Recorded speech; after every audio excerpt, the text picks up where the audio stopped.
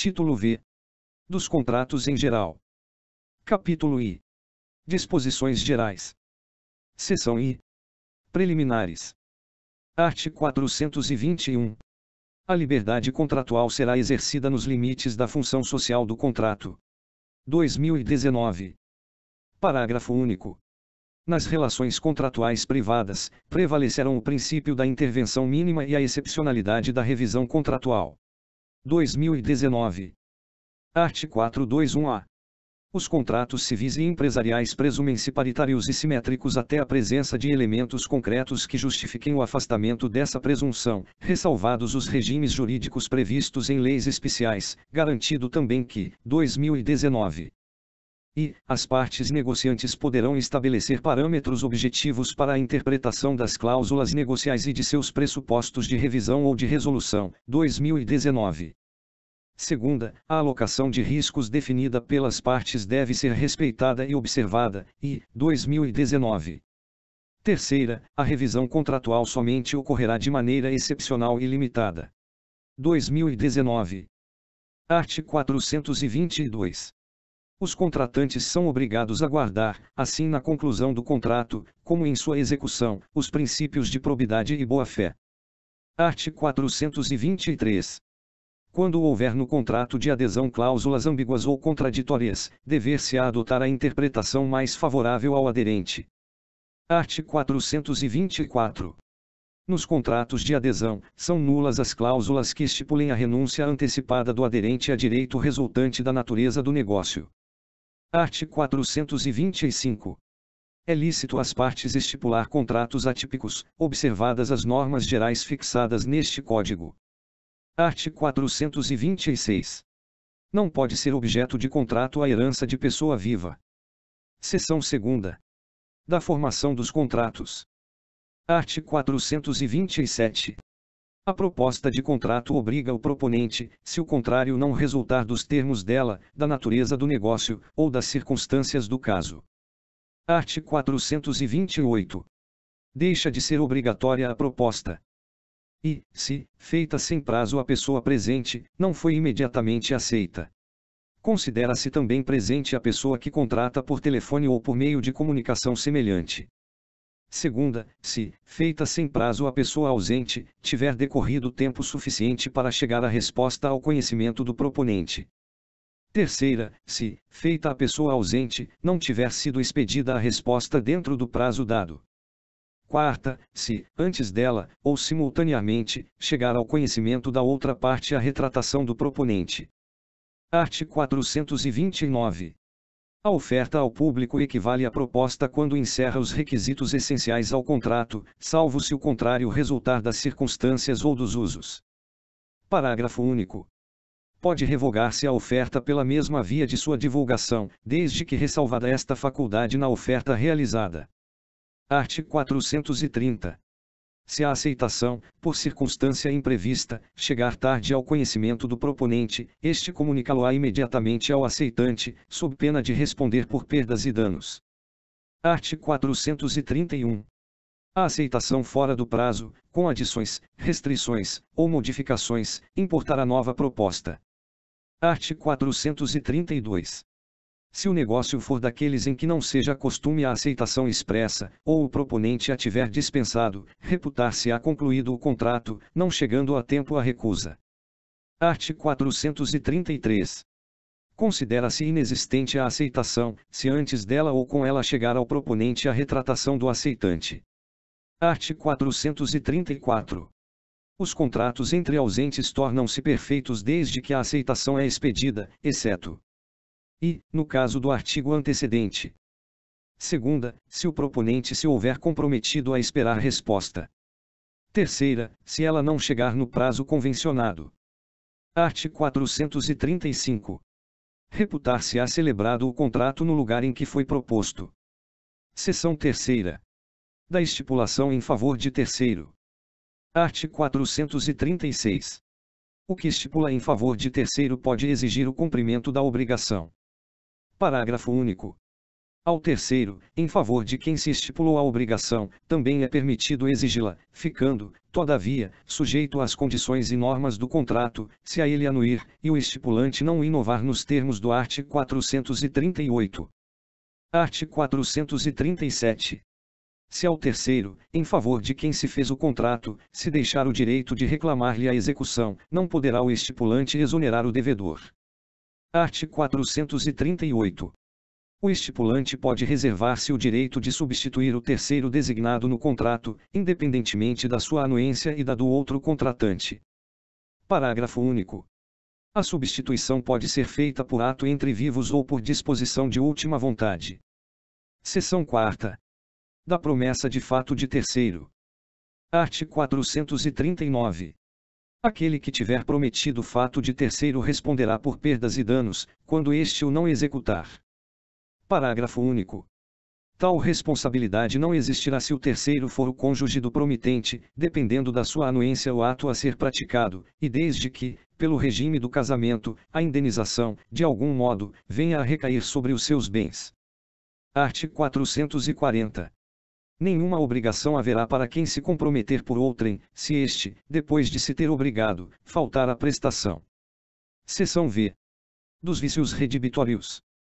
Art. 441. A coisa recebida em virtude de contrato comutativo pode ser enjeitada por vícios ou defeitos ou cautos, que a tornem imprópria ao uso a que é destinada, ou lhe diminuam o valor. Parágrafo único. É aplicável a disposição deste artigo às doações onerosas. Art. 442. Em vez de rejeitar a coisa, redimindo o contrato, art. 441, pode o adquirente reclamar abatimento no preço. Art. 443. Se o alienante conhecia o vício ou defeito da coisa, restituirá o que recebeu com perdas e danos; se o não conhecia, tão somente restituirá o valor recebido, mais as despesas do contrato. Art. 444. A responsabilidade do alienante subsiste ainda que a coisa pereça em poder do alienatário, se perecer por vício oculto, já existente ao tempo da tradição.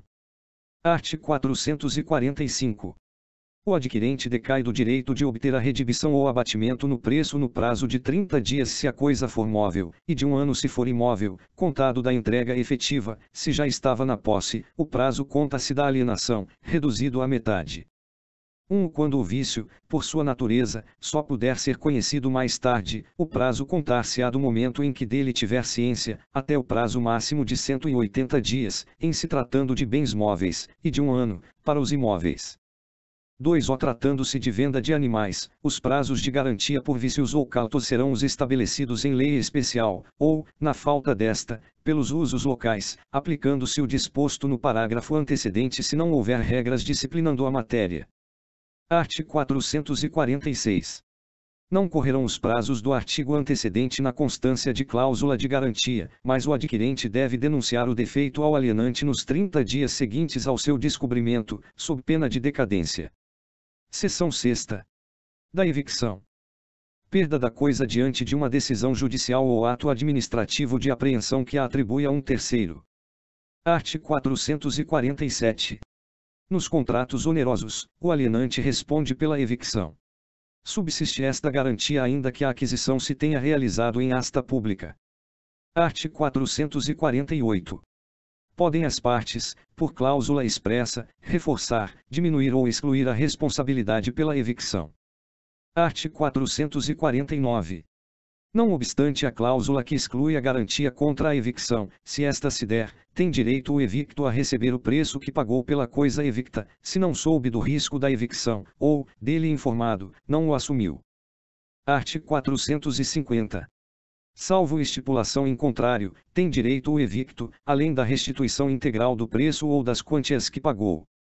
E, a indenização dos frutos que tiver sido obrigado a restituir. Segunda, a indenização pelas despesas dos contratos e pelos prejuízos que diretamente resultarem da evicção. Terceira, as custas judiciais e aos honorários do advogado por ele constituído. Parágrafo único. O preço, seja a evicção total ou parcial, será o do valor da coisa, na época em que se venceu, e proporcional ao desfalque sofrido, no caso de evicção parcial. Art. 451. Subsiste para o alienante esta obrigação, ainda que a coisa alienada esteja deteriorada, exceto havendo dolo do adquirente. Art. 452. Se o adquirente tiver auferido vantagens das deteriorações, e não tiver sido condenado a indenizá-las, o valor das vantagens será deduzido da quantia que lhe houver de dar o alienante. Art. 453. As benfeitorias necessárias ou úteis, não abonadas ao que sofreu a evicção, serão pagas pelo alienante. Art. 454.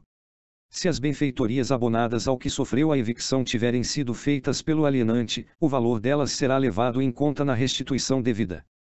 Art. 455. Se parcial, mas considerável, for a evicção, poderá o evicto optar entre a rescisão do contrato e a restituição da parte do preço correspondente ao desfalque sofrido. Se não for considerável, caberá somente direito à indenização. Art. 457. Não pode o adquirente demandar pela evicção, se sabia que a coisa era alheia ou litigiosa. Seção 7ª. Dos contratos aleatórios. Art. 458. Se o contrato for aleatório, por dizer respeito a coisas ou fatos futuros, cujo risco de não virem a existir um dos contratantes assuma, terá o outro direito de receber integralmente o que lhe foi prometido, desde que de sua parte não tenha havido dolo ou culpa, ainda que nada do avançado venha a existir.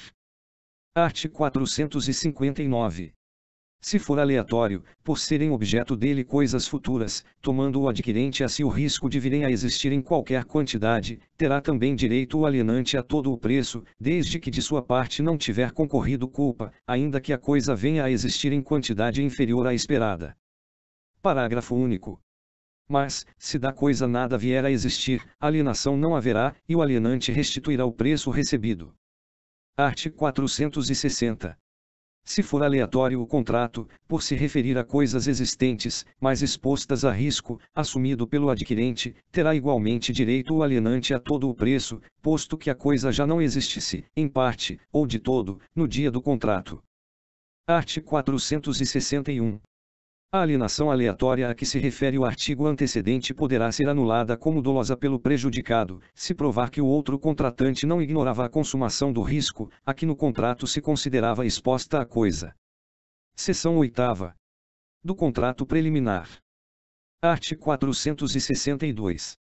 O contrato preliminar, exceto quanto à forma, deve conter todos os requisitos essenciais ao contrato a ser celebrado. Art. 463. Concluído o contrato preliminar, com observância do disposto no artigo antecedente, e desde que dele não conste cláusula de arrependimento, qualquer das partes terá o direito de exigir a celebração do definitivo, assinando prazo a outra para que o efetive. Parágrafo único. O contrato preliminar deverá ser levado ao registro competente. Art. 464. Esgotado o prazo, poderá o juiz, a pedido do interessado, suprir a vontade da parte inadimplente, conferindo caráter definitivo ao contrato preliminar, salvo se a isto se opusser a natureza da obrigação. Art. 465. Se o estipulante não der execução ao contrato preliminar, poderá a outra parte considerá-lo desfeito, e pedir perdas e danos. Art. 466. Se a promessa de contrato for unilateral, o credor, sob pena de ficar a mesma sem efeito, deverá manifestar-se no prazo nela previsto, ou, inexistindo este, no que lhe for razoavelmente assinado pelo devedor. Seção 9ª. Do contrato com pessoa a declarar. Art. 467. No momento da conclusão do contrato, pode uma das partes reservar-se a faculdade de indicar a pessoa que deve adquirir os direitos e assumir as obrigações dele decorrentes. Art. 468. Essa indicação deve ser comunicada à outra parte no prazo de 5 dias da conclusão do contrato, se o outro não tiver sido estipulado. Parágrafo único. A aceitação da pessoa nomeada não será eficaz se não se revestir da mesma forma que as partes usaram para o contrato. Art. 469.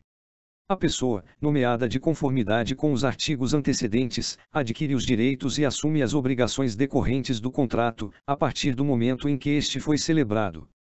Art. 470. O contrato será eficaz somente entre os contratantes originários. E, se não houver indicação de pessoa, ou se o nomeado se recusar a aceitá-la. Segunda, se a pessoa nomeada era insolvente, e a outra pessoa o desconhecia no momento da indicação. Art. 471. Se a pessoa a nomear era incapaz ou insolvente no momento da nomeação, o contrato produzirá seus efeitos entre os contratantes originários. Capítulo 2. Da extinção do contrato. Seção I. Do distrato. Art. 472. O distrato faz-se pela mesma forma exigida para o contrato. Art. 473. A resilição unilateral, nos casos em que a lei expressa ou implicitamente o permita, opera mediante denúncia notificada à outra parte. Parágrafo único. Se, porém, dada a natureza do contrato, uma das partes houver feito investimentos consideráveis para a sua execução, a denúncia unilateral só produzirá efeito depois de transcorrido prazo compatível com a natureza e o vulto dos investimentos. Seção 2. Da cláusula resolutiva. Art. 474. A cláusula resolutiva expressa opera de pleno direito, a tácita depende de interpelação judicial. Art. 475. A parte lesada pelo inadimplemento pode pedir a resolução do contrato, se não preferir exigir-lhe o cumprimento, cabendo, em qualquer dos casos, indenização por perdas e danos. Seção 3. Da exceção de contrato não cumprido. Art. 476. Nos contratos bilaterais, nenhum dos contratantes, antes de cumprida a sua obrigação, pode exigir o implemento da do outro. Art. 477. Se, depois de concluído o contrato, sobrevier a uma das partes contratantes diminuição em seu patrimônio capaz de comprometer ou tornar duvidosa a prestação pela qual se obrigou, pode a outra recusar-se à prestação que lhe incumbe, até que aquela satisfaça a que lhe compete ou dê garantia bastante de satisfazê-la. Seção 4. Da resolução por onerosidade excessiva. Art. 478. Nos contratos de execução continuada ou diferida, se a prestação de uma das partes se tornar excessivamente onerosa, com extrema vantagem para a outra, em virtude de acontecimentos extraordinários e imprevisíveis, poderá o devedor pedir a resolução do contrato.